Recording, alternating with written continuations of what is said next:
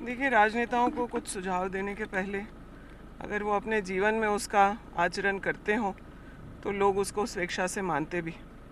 आपको याद होगा कि ऐसे ही वॉर की जब स्थिति उत्पन्न हुई थी देश में, तो इंदिरा गांधी जी ने अपने सारे आभूषण देश को सेना को दान कर दिया था, और उनको देखने के बाद उनके इस कृत्य की वजह से पूरे देश ने उसको किया था।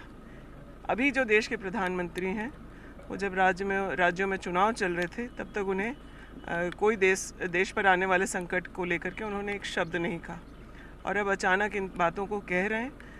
शुक्र है कि वो इस बात को मान रहे हैं कि संकट है, और अगर मान लिए हैं तो उम्मीद है कि अभी की जो सरकार है उससे निपटने के लिए कोई प्रयास करेगी।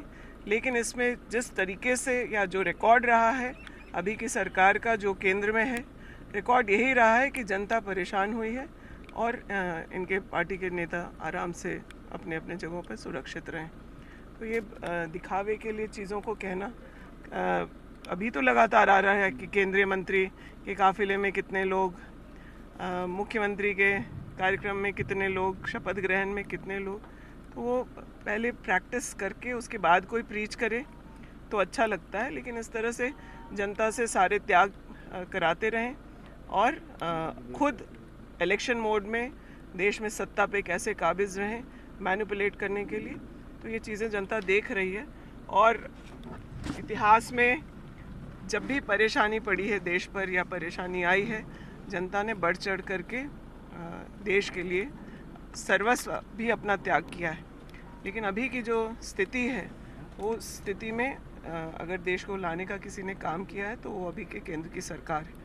जनता सब समझ रही है। इस अपील से हम लोग ये नहीं कहना चाहते कि प्रधानमंत्री बात ना सुने, लेकिन जनता से सारे त्याग कराना और खुद ऐश मौज करना, ये तो सही बात नहीं है। प्रधानमंत्री कोविड या उसके पहले से भी, नोटबंदी की बात हो, जीएसटी लागू होने की बात हो, कोविड को लेकर के, या सेकेंड राउंड जो कोविड आया था, उन तमाम चीज़ों को पहले से ही आगाह राहुल जी कर रहे हैं।